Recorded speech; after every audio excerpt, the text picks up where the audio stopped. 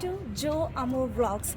Travel, discover and share. We are here at the Manitoba Aviation Museum, and there's a lot of experts here who was gonna explain a lot about all the things you're gonna see in this museum. This is amazing museum with a lot of history of Canada and aviation. So stay tuned and make sure you watch everything. CF, Canadian Fighter 104.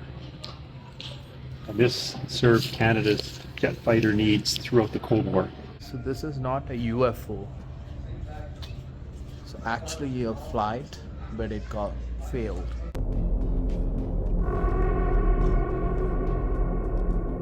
That corporation also developed a flying saucer Wow, okay. with the idea of moving troops and or cargo around and having it fitted with gunnery so it could be a weapon itself.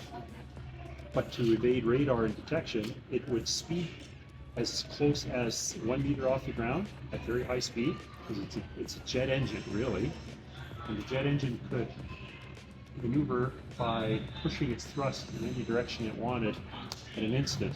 So it could, you know. Wow. And where did the pilot sit though? It's in the imagery here. Oh, He wouldn't have been here because that would be the center of the turbine. Oh, okay. I'm thinking of another. When you look online, you can actually see a control center. It might have been in here. Kind of like a tank where they're counting on external camera work to guide them. But again, like this thing here, the first vertical takeoff and landing plane, this was kind of a failure.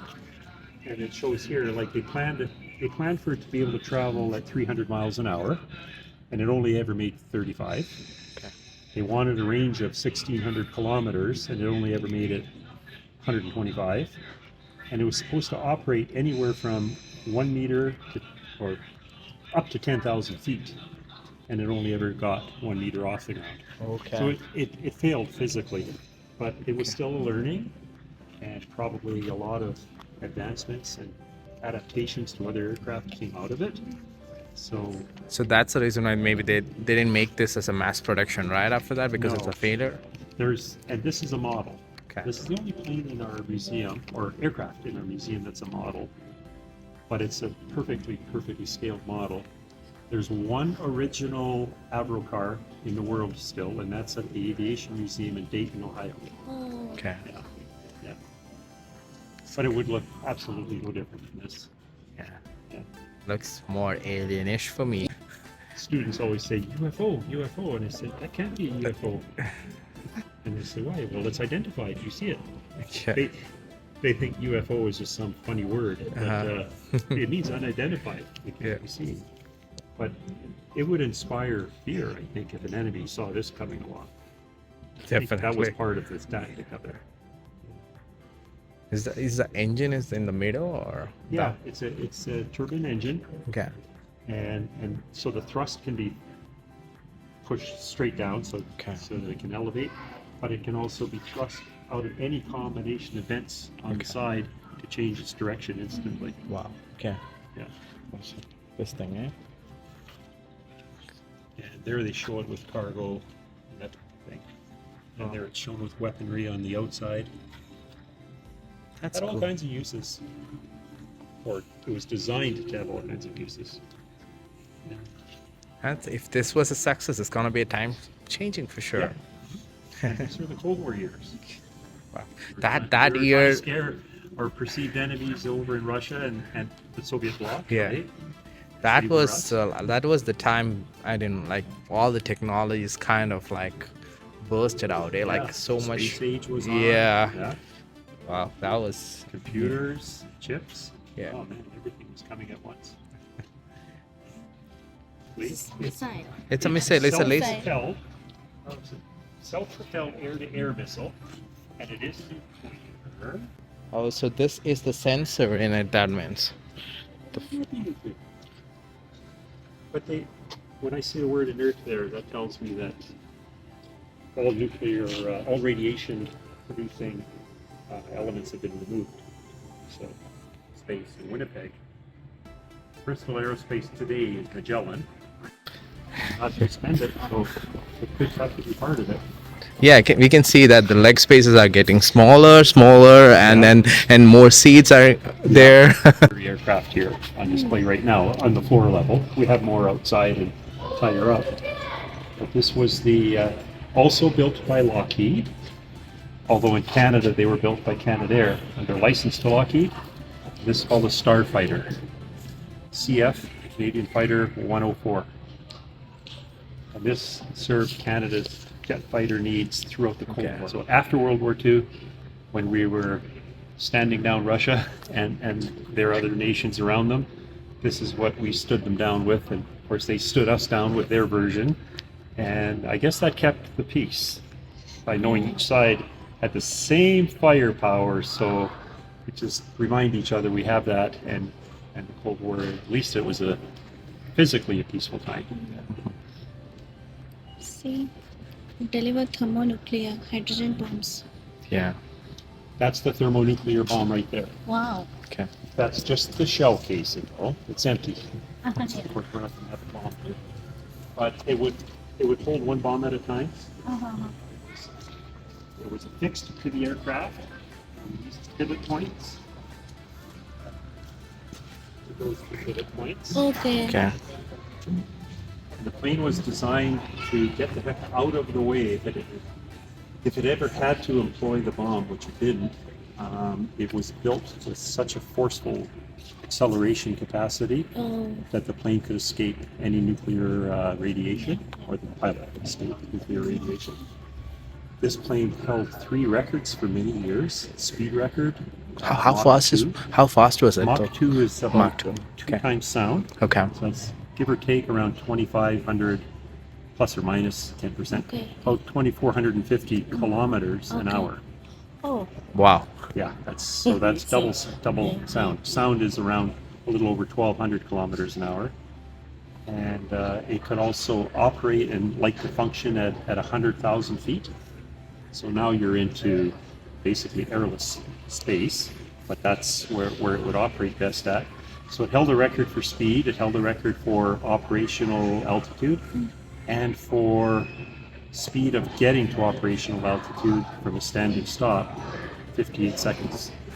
Oh.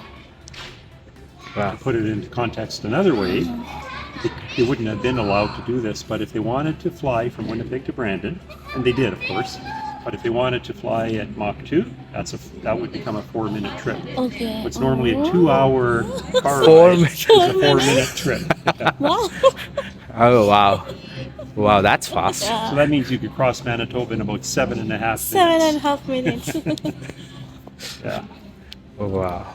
I mean, if they can bring this into like a passenger flight, that means our like travel time will be like cut short how many times? And Lesser that's for what the sure. Concorde was all about. Yeah. Yeah, the British French Concorde.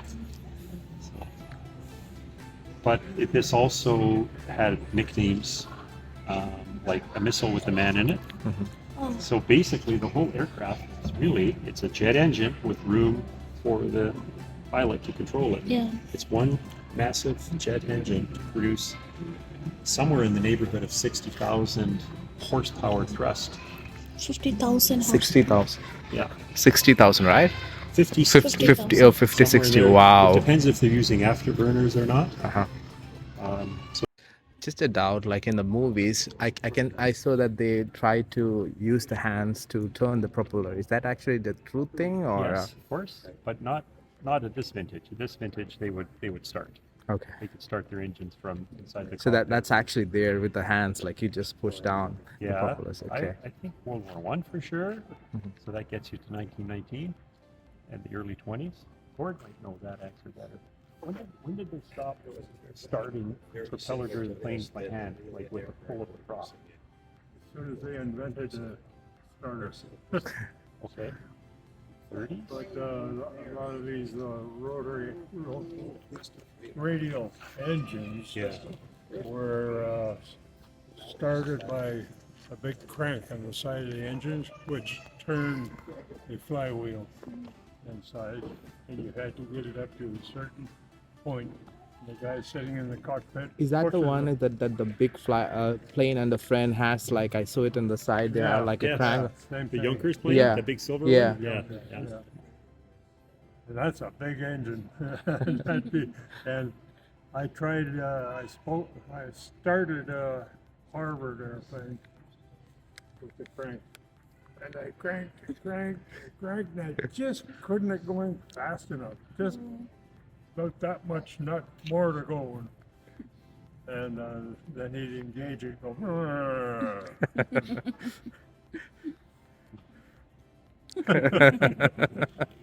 That'd be really Something like that.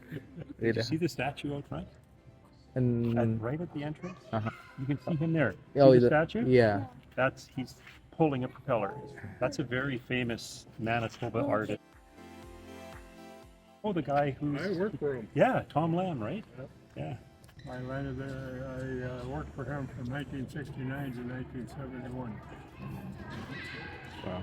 and that was an education. Like I said, I flew as far north in Canada that you can, and I was with them. Cool.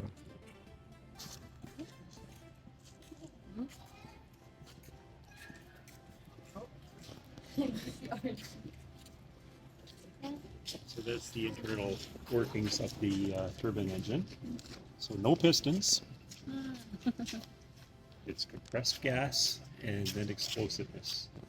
Modern jet, of course, the thrust happens when it expresses its exhaust.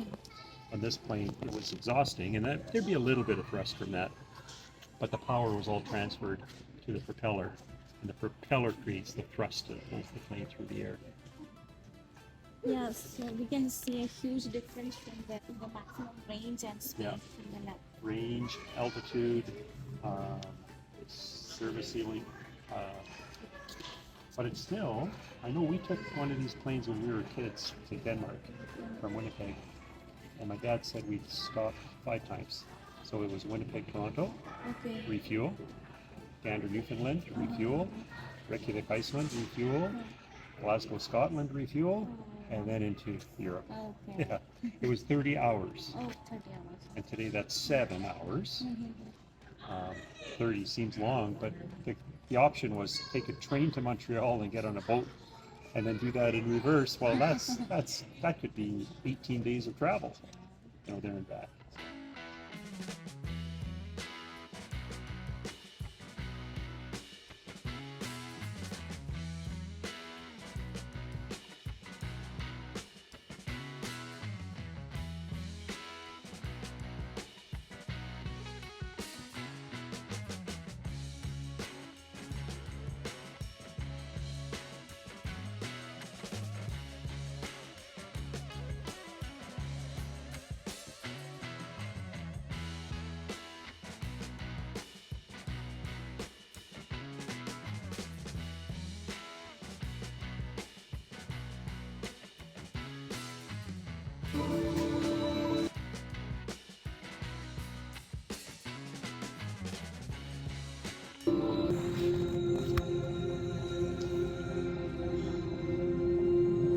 So that's a flying suit.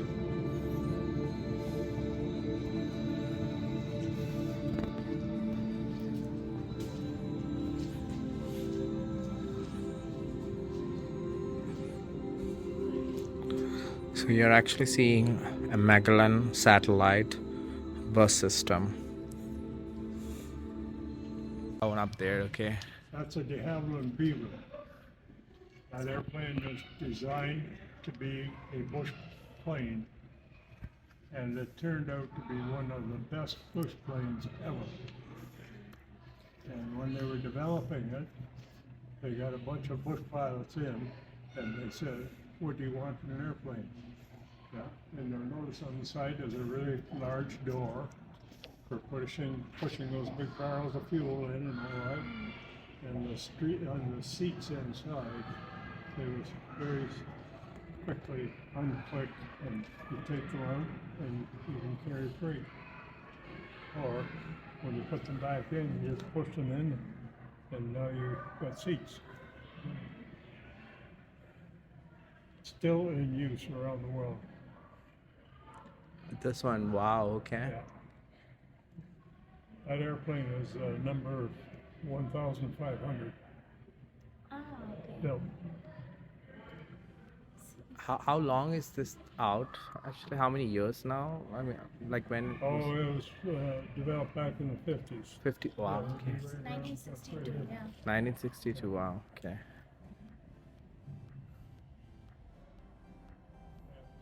This one was built in 62, but they come out in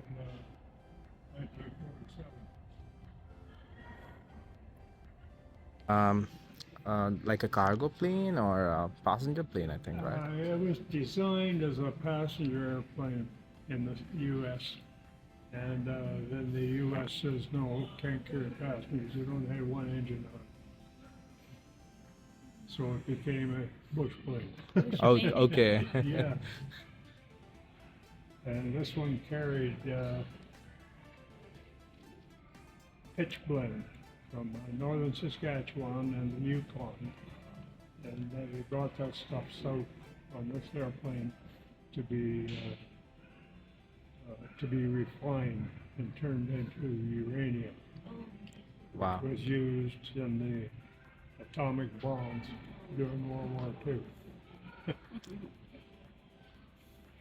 But for the dials on your instruments and stuff like that to make them glow at night, but you can't do that anymore. It's not good for you. Kept another airplane back, which he was most likely to break down somewhere. So this one gets break down easily, or Did it what? does it get break down easily, or? The engine that was on it at the time Oh. was not very reliable. Oh, okay. Yeah. Okay. But not that engine there, because that's not part of this airplane, really. That was what they wished they had on at the time. But this was all rebuilt here in the museum. Oh, okay. Yeah. And I knew the old boy that did it, and he's since passed away. Oh. So when you were doing flights over the bushes and all to take the photographs and all, how risky was it to do it? Like because I was seeing that I was seeing in the like the video, they're saying the cold weather or -50 causes so much of issues and all. Like Yes, it does call. Yeah. you had like a hard does. time doing it, Yeah, or and your lens or the panes of plastic that they're looking through will frost up and all that kind of stuff. There is problems, okay. and depending what kind of pictures you're trying to take, snow is no good. Okay. You know, yeah. But the wintertime has its issues for sure. And you had like you had hard landings and all, and it like dangerous stuffs, or Not really. not really? Okay. You know, I was pretty careful of what I did. See you guys on the next video at Jo-Amo Vlogs. Stay tuned. Bye. Bye bye.